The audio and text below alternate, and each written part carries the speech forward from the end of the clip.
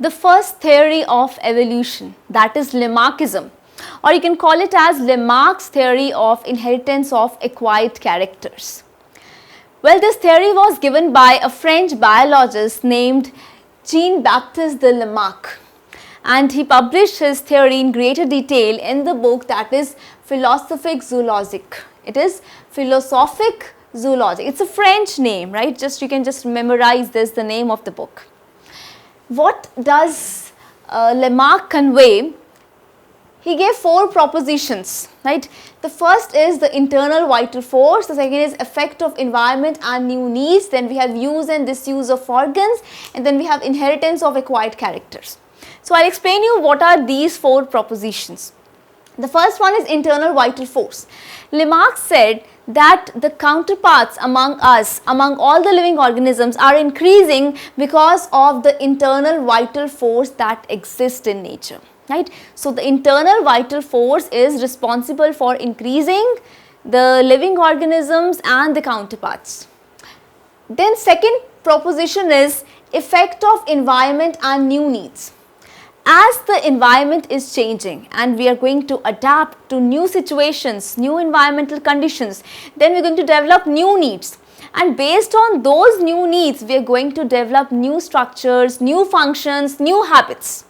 So, this is what does this proposition convey, that there is effect of environment and we develop new needs, due to which we develop new structures, new functions, new habits. Then use and disuse of organs. It is conveying that when we use the organs, then they are more developed. The organs which you use more, they are more developed, and the organs which you disuse, you don't use them often, they become vestigial, means now they are not required. They are not well developed as compared to the organs that we use often. So, the organs that are used, they become more developed as compared to the organs that we don't use. Then the fourth proposition is inheritance of acquired characters. It says that when we actually acquire characters during our lifetime, we are going to inherit those, and those characters will be passed on to the next generation. They will be passed on to the next generation.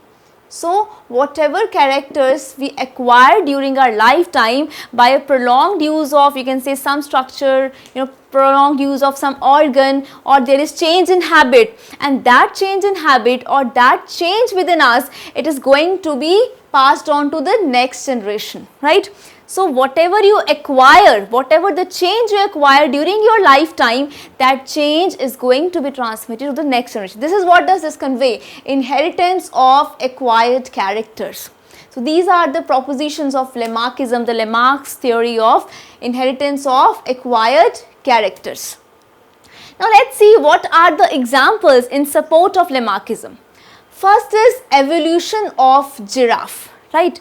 Now, in case of evolution of giraffe, a giraffe, as said by Lamarck, they were not like they are present right now, they had very short neck, they look like horses actually.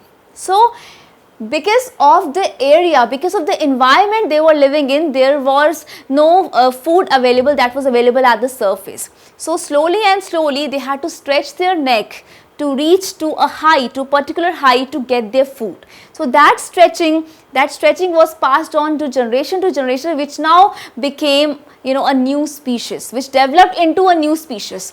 So, this is how giraffe evolution took place. I will just show you with the help of an animation. Just look at this, use and disuse of organs, like this is one of the postulates of Lamarck's theory. So, according to Lamarck, previously giraffe was just like a deer, very small size as compared to this, and very small forelimbs, very small neck. So, what happened? There was no surface food available, there was no food available at the surface at a time. So, giraffe had to get the food. So, because of the environmental conditions, giraffe had to stretch its body, stretch its neck. It is going to stretch its neck just to reach at a particular height to get the food. So, because of an attempt to fetch leaves on tall trees, there was what? The elongation of the neck, the elongation of the forelimbs. So this is how the giraffe actually evolved from a horse or a deer like animal. Giraffe evolved and slowly they acquired very long necks, right, like this. So as a whole, this means that the characteristic trait, which was because of the environmental conditions and new needs, this trait was passed on to generation after generation after generation. So then this evolved into a new species like the giraffe we see today, a very long neck, long forelimbs, right? But earlier the giraffe was not like that according to Lamarck. So this example is in support of the theory given by Lamarck. Then there are other examples also which support like Lamarckism, that is webbed toes of aquatic birds. If you talk about duck, duck is an aquatic bird. Now it has what? It has webbed toes. So it is supposed that it developed from some terrestrial animal, right? So the evolution is from what? The animal which was terrestrial. Then there is disappearance of limbs in snakes. It is thought that snakes have evolved from lizards. So lizards were with limbs. So in snakes, due to evolution, that limbs got disappeared. Then we have flightless birds like ostrich.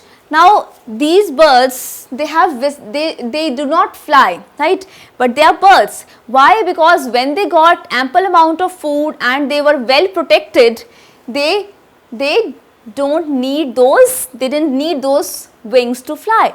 So they became what? They became flightless birds. So over the course of time, because of the changing environmental conditions and new needs, that wings were not needed. Then if you talk about deer was not as such a fast runner as it was, as it is now.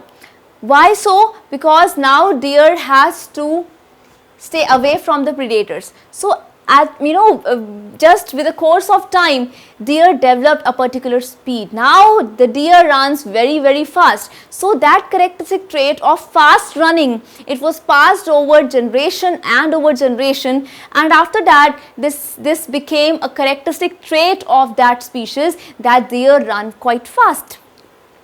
Then we have cave dwellers, some animals which lives in caves because they live in darkness for a long time. So they have developed a characteristic trait that they are blind, they are not able to see. So they pass on this characteristic trait to generation, to the next, and then to the next generation. So then the generation that has appeared now, it is not having the power of vision, right, power of sight. Then if we talk about the retractile claws of carnivorous animals, the claws were not the claws of carnivorous animals like lion or the tiger, they were not like this earlier. So now they have become retractile because now they need to run very fast to catch their prey. So there is, you can say, contraction of the muscles, right? So the claws have become what? They have become retractile. So retractile claws of carnivorous animals is also an example which supports Lamarckism. So remember these examples which support Lamarckism, that is evolution of giraffe, webbed toes of aquatic birds, disappearance of limbs in snakes, flightless birds, deer, cave dwellers, retractile claws of carnivorous animals. Now these were the examples in support. Now what are the criticism? Who criticized this theory? Well, this theory was criticized by the Mendel's laws of inheritance and the theory of continuity of germplasm, which was given by August Weismann. The theory of continuity of germplasm was given by August Weismann, in which he said that the germplasm, it is passed on to the next generation but not the somatic cells, right? So the germ cells means that are involved in reproduction, only they are going to be what? Inherited. They are going to be transferred to the next generation. But the somatic cells, the somatoplasm, right, it is not going to be transferred to the next generation. So only germ cells, only the germplasm, it is continued to the next generation. The somatoplasm or the somatic cells involved with them, they are not continued to the next generation. So this was a theory given by August Weismann, that is theory of continuity of germplasm, and he gave an experimental proof also for that. He actually took mice and he cut their tails. So after 20 2 generations continuously, he was not able to get mice which was tailless. So he opposed this Lamarckism idea. So this means that the characteristic trait, which he actually introduced into mice, that he cut the tails, right? He cut the tails, but that cutting of tails, that tailless mice was not even obtained after continuously doing it for 22 generations. So this also proves that Lamarckism does not hold fair enough to explain the theory of evolution. Then there are other examples also. For example, boring of pinna and nose. Boring of pinna and nose. For example, your mothers and many generations before us, they have these holes or the boring of the pinna over here and in the nose, but that characteristic trait is not passed on the future generations. So that is also against Lamarckism. Then the restless powerful muscles are not passed on to his child. The child will be born with normal muscles. Then the European ladies are there. These European ladies, they used to wear tightly packed clothes so that they can have a cylinder body. But when their girls or the daughters are born, they have normal waist. Then if we talk about Chinese women wear iron shoes so that they can have small feet. But the child is born with normal feet. So this also is against this theory of Lamarckism, or you can say Lamarck's theory of inheritance of acquired characters. But it's not just like this. There are some you can say points that we discuss, which support this postulate, that is inheritance of acquired characters. And what is that postulate? First of all, germ cells, they can be formed from somatic cells. Germ cells can be formed from somatic cells. For example, you must have heard about vegetative propagation, in which we use non-reproductive parts of the plant to form what? To form the whole plant. So this is how we can say that somatic cells also sometimes have the capability to form the germ cells. Somatic cells have the capability to form what? To form the germ cells. Then effect of radiation is also there. When we actually continuously get exposed to radiation, this can produce mutations. So effect of radiation is also there, which can actually produce what? Mutations. Then we have effect of chemical messengers. What are these chemical messengers? They are the hormones. So you cannot actually separate somatic cells from germ cells, very properly. Why so? Because somatic cells and germ cells, they are linked. They both are the parts of a body, and this linkage is there by the effect of hormones, these chemical messengers, right?